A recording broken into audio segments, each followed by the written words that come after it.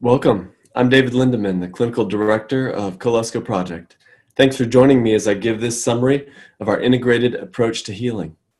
Our name itself is taken from the same word, coalesce, that refers to how an object or an individual heals and grows together. And that includes their soul, heart, body, and mind. Also, how groups of people, whether that be families, churches, or any other type of institution, heal and grow to a place of health. The project itself consists of two primary focuses. The first focus is on educating and equipping other individuals with tools for their professional and personal use. And the second focus is toward direct clinical care for individuals and groups, especially those who have suffered from some type of trauma. So let's dive into what that looks like. The first thing to note is that caring for the whole person really means that we have to be able to have tools to address issues, whether they occur at a physical level, a mental level, heart level, or spiritual level, and including those issues that blend between multiple areas. So if you look at something like touch, which is considered to be a physical item, that has a lot of secondary impacts on things like bonding, connecting with other individuals, whether that's people around us, ourselves, our own bodies, connecting spiritually with God. And so people who've suffered injuries that involve touch tend to have secondary issues related to connecting, relationships, emotions, intimacy, and those can show up in many different areas. And so healing from those often requires an integrated approach that includes the physical body, that includes that connecting process, and that includes an understanding of the dynamics of how God has made touch to work for our bodies. If we look at other areas, the heart often is related to that bonding and connecting type emotions. There's other emotions that are more physical in nature. And then on the mental side, there's lots of different layers there, and it's important that we have tools for each level, be able to integrate them together, and be able to recognize when an issue is primarily in one domain versus another. So let's dive into a few examples. So on the physical level, we're dealing with things like heart rates and muscle tension and headaches and body temperature and adrenaline and touch, personal space, the list goes on and on. Any type of stimulus, visual, sound, smell, taste, anything that you can imagine. So if someone, for example, says that they are safe or feel safe, and yet their heart rate's elevated and adrenaline is pumping through their blood vessels, there's a little bit of a disconnect. There's a disconnect between the mental side, the thought of being safe, and the physical side of what that actually means when it comes down to the physiology of our hormones, our nervous system, our endocrine system, and those things working in conjunction with each other. In that example, it might be important to have a physical tool, something like understanding of developmental reflexes that allows us to take that thought and then work through the steps that are needed for that to integrate into a physical experience. And so that same person who might say that they are safe, but there's panic attacks, and so they're not feeling safe, and they want to have a unified sense of themselves, that same person might be given a particular context, tools, approach in treatment that allows them to use something like our palate or swallow reflex to help integrate that thought to the point where the body is starting to experience it. And at that point, then they will start to express that their heart rate's going down, adrenaline levels are dropping, and they just feel more calm and comfortable. We've talked a little bit about that heart level connections. As I mentioned, for different people, those will show up at different levels. Some people may be having issues with connecting to themselves, to their sense of themselves physically or emotionally. Other people may have issues connecting with others in general or in particular contexts that involve male or female figures, authority figures, parents, children, friends, usually dynamics that reflect how their initial injury would have occurred. And sometimes this includes a feeling of being cut off from God himself, and knowing how to go about healing that connection when in fact that desire is present. It also includes things like the ability to receive and give in good proportion and balanced with each other, and our ability to love in many contexts. On the mental side, lots of different areas where this can go. Our use of language constructs can reflect where we're at. In an identity model, for example, that tends to be reflected with statements that include the word I, the use of that pronoun. So I want, I feel, I am. That's being at a place of internal identity. The focus is internally towards myself. At the point where my language switches to the use of we and us terms, them and those, different terms that connotate a relational context, then I've moved into a little bit more of that external experience, the focus on others. At that level, there's going to be things that are more related to community, to family, to relationships, to connections, and that language is already a clue that that's the realm that we're working in. And when I'm working in instrumental language, that's things like the use of the word it, very objective language, very problem-focused, very solution-focused, important often, but often it's the baseline place that professionals start because they're used to their job and to solving problems, but it doesn't tend to be the place that individual or client starts. They usually start in a position of identity or relation. And so it's very important to be able to meet them in those places prior to moving into that instrumental language. But let's actually dive a little bit more into these three that you see: conscious, subconscious, and unconscious, and talk about caring for the whole mentality. So conscious level items are things where we're making cognitive decisions, very clear communication. There's no subtext, there's no triggers. I ask, where you want to go to eat, and you tell me that you want to have Indian food. And it's like, great, that sounds good, let's do it. It's a very simple interaction without a lot of complications. That's more the realm of the verbal portion of the brain, and that tends to be the realm where talk-based therapies work. And yet, one of the issues with that is that a great deal of our issues and trauma is stored not at a conscious level, but at that next level down, the subconscious level. And there we're dealing with things that are really more reflex-mediated. They tend to be defense-oriented, safety-oriented, and reactive in nature. And those reactions tend to occur in response to similarity. And so if I hear someone's voice, if I see a situation, if I see a color, if I feel a sensation, any of those things can trigger a certain reaction based on prior experience.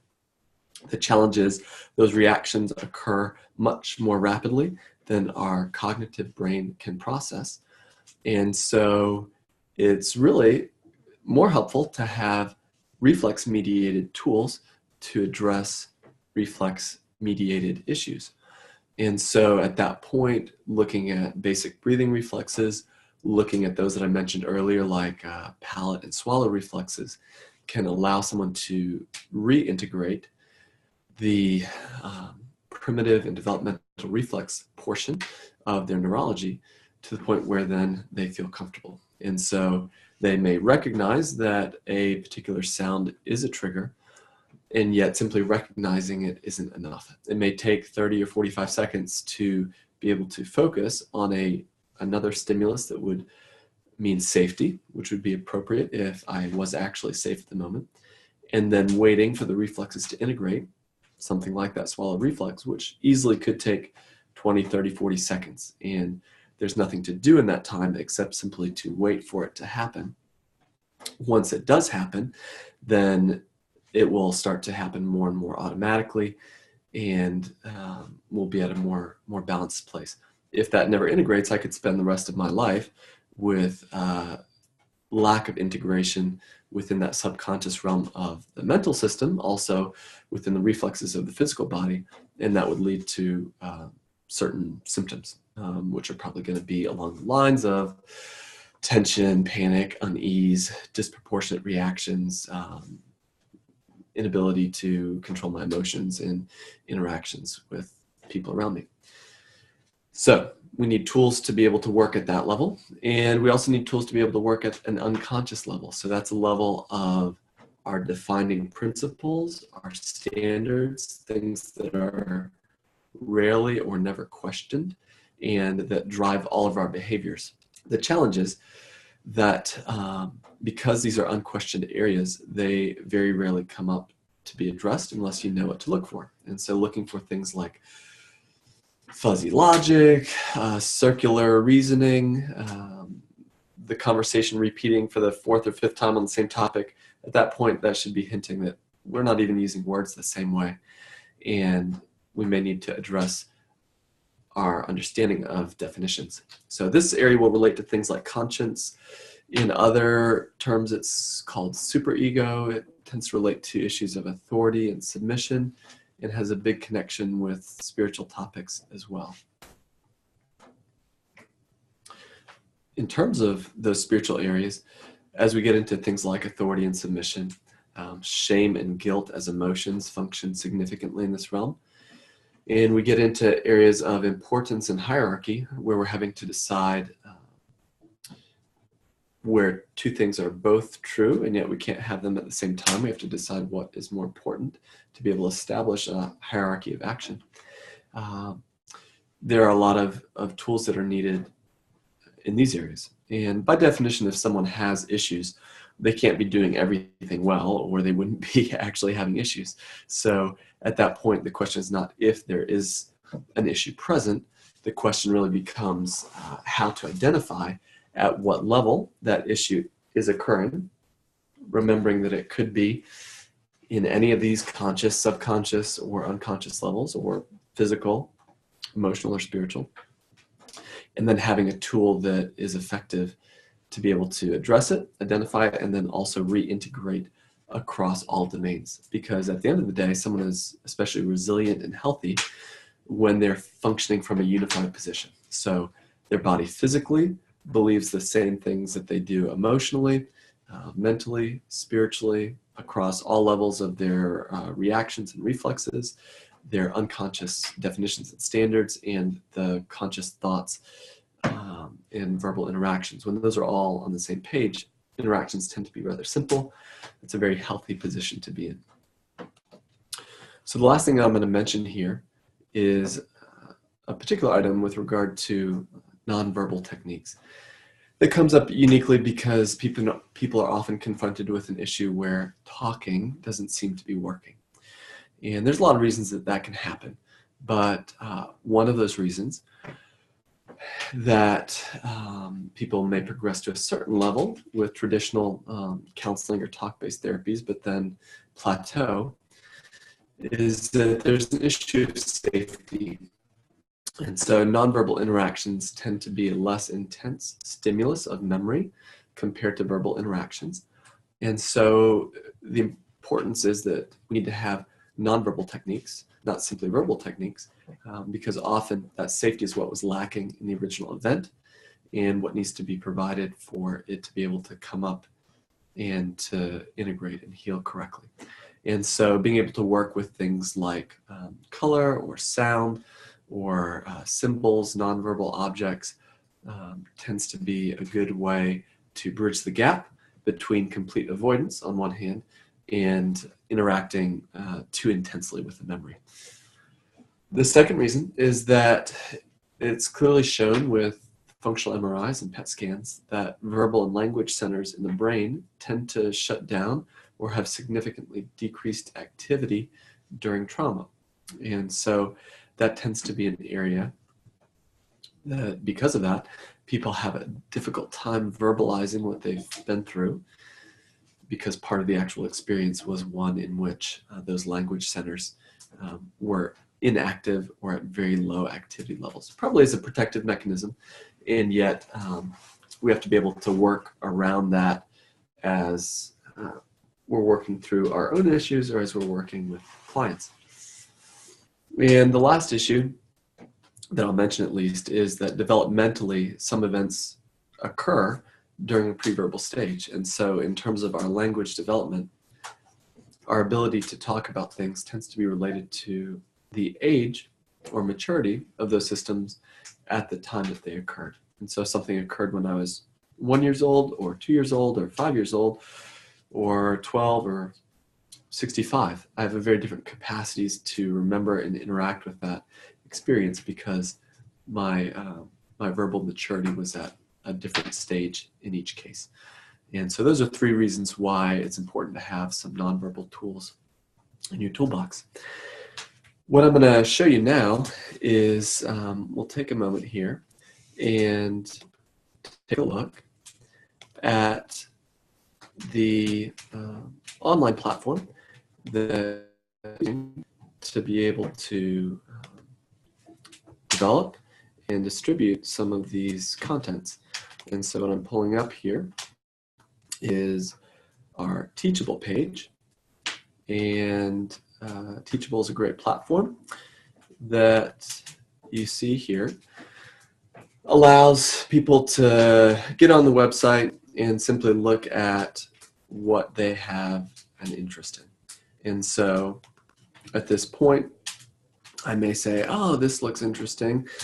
I'm looking at particular courses, but I know that whatever I want to learn, either personally or professionally, is related to, some developmental reflexes. Maybe it's a breathing technique like controlled pauses or these nonverbal techniques.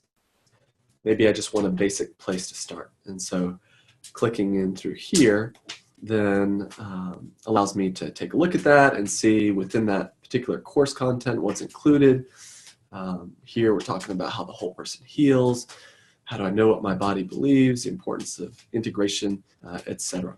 And so this will be one of the platforms that we're using to share content. So all I'm going to do here is back so that you can see our contact information, and you've got that right here. So this is where we'll finish up. So if anything's needed, feel free to contact me or contact Julie at our emails that are listed here. Those websites will be going up hopefully sometime in January 2018. And so we'll send out an email when that happens. If you'd like to be included on any of those update lists or know more about particular areas, events, workshops, or ways to support the work that we're doing, please do contact us and we can get you that information and get you on the announcement email list. So again, thanks for joining me. Hope that you have a great rest of the day, and we'll catch you later.